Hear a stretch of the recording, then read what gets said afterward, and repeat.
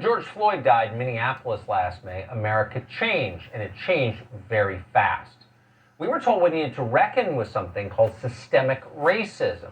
The Democratic National Committee, you heard that African Americans are routinely murdered by the police. All of it was a lie. Wilfred Reilly is a social scientist, he's a professor, and he's studied the data on this.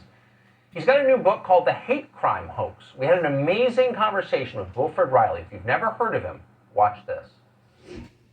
What are some of the things that you believe are true that are not permitted in polite conversation right now? Well, the book Taboo looks at what you could call cancel culture today, and what many people do call cancel culture, which is this kind of idea that there's certain things that may be true, that may even have very intense explanatory value, that you're not supposed to discuss in polite society. And the problem here is that if you can't discuss the possible explanations for things, the very likely explanations for things in some cases, you end up having a non-productive conversation where things that aren't very relevant, sexism comes to mind in many situations, end up being labeled the total cause of everything that we're seeing.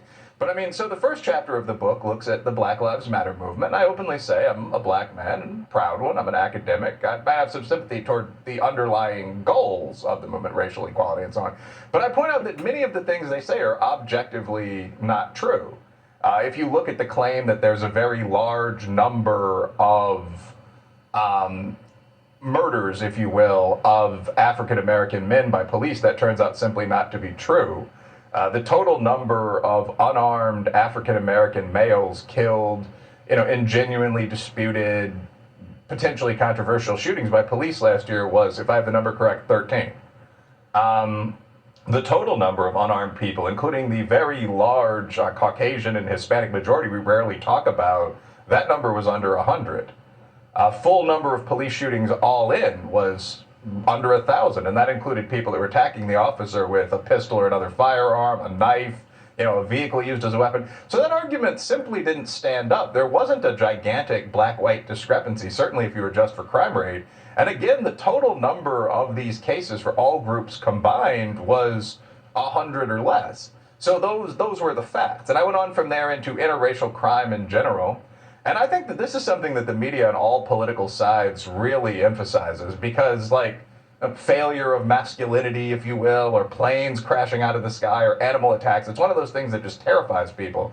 So we see a lot of stories about, warriors of the other race sort of attacking people. It's unprovoked, it's ugly. It turns out this very rarely happens. There is an annual document that summarizes kind of the victim-reported crime in the USA, that we call the Bureau of Justice Statistics Report, or the BJS report. Yeah. And out of really, 12 to 20 million crimes in a typical year, we have a problem with crime in this country. Generally, about 600,000 of those are going to be interracial violent crimes that involve either, a black perp and a white victim, or a white perp and a black victim. So that's a tiny percentage, it's around 5%. And the even more politically incorrect part of that would be those numbers in general are also about 80% black on white. Now, you have to understand there are 5 times as many white people as black people. Just to begin the analysis, the black crime rate is still a bit disproportionate. But the actual figures don't give really support to anyone's theories of paranoia. This is 5% of the crimes. It doesn't cut in the direction that the mainstream media reports almost every time, if we're going to talk about this sort of fringe topic at all. So I make this point. Saying that there's an epidemic of white cops or of white people attacking black people, we can all call out cases where that indeed did occur or may have occurred, such as the George Floyd situation. Right. But that's simply not the reality of the country, and presenting it as though it is hurts race relations pretty seriously.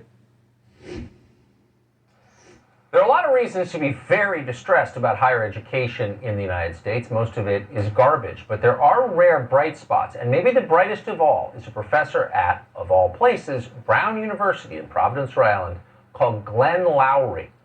Glenn Loury is really smart. Glenn Loury is a very clear thinker. And in Glenn Loury's vision, things that are very complex become suddenly understandable. We asked him about the moral panic that took place in this country after George Floyd's death. Here's what he said. The rioting in the street after George Floyd died is a grave matter. That the reaction is not to think it through, not to question, not to assemble facts, not to make arguments, but instead to wave banners and to spout slogans such that you could hardly distinguish what they were doing from a manifesto that would come out of Black Lives Matter. And I thought, this is bad for the country, but I also thought this is horrible for the university. Yes. And these are smart people, too. These are not...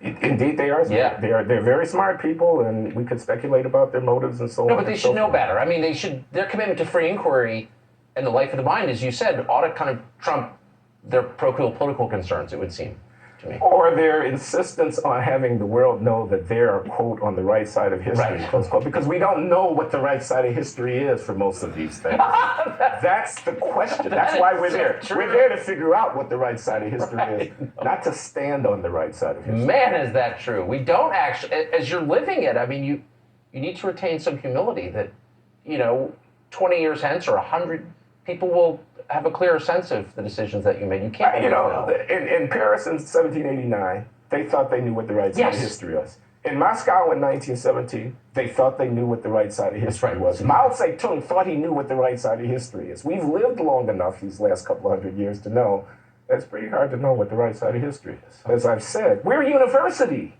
not a political campaign. Could it be true that every member of the top administration of this university reads the George Floyd incident in exactly the same way? I, for one, don't even know if it was a racial incident. I mean that seriously. Oh, of course, I And do may he too. rest in peace. He died, a jury spoke, the guy killed him. Was it a racial incident? We're going to have a racial reckoning? I mean, I think something remains to be demonstrated here. That's a move. When you say it's a racial incident, when you racialize that encounter, that's what Emmett Till. I was alive when Emmett Till was lynched in Mississippi. Yes. This is not Emmett Till. I'm pretty sure of that. How many times can you remind the white majority of this country that their numbers are shrinking and they're about to be dominated by a coming non-white coalition of Latino and Black and whatnot? How many times can you tell them that they are intrinsically racist, that their lives are built upon an unearned privilege? How many times can you accuse them of failing to see your humanity when in fact you're living in the freest country and you are the richest people of African descent ever to have walked on the planet? I'm talking about Black Americans. How many times can you do that and not have them get the idea that they've got an identity too, that's a racial identity and it's not yours? That's not the world you want to live in. You don't want to be told in response to your iconoclasm, we're going to tear down all the statues. We don't like Mount Rushmore. We think the founding fathers are full of You don't want to be told by those people, I tell you what, where's your civilization? You don't want that. Last year, people in the scientific community told us that racism was, quote, a public health crisis. Meanwhile, the country was ravaged by actual public health crises. We'll tell you what they were next.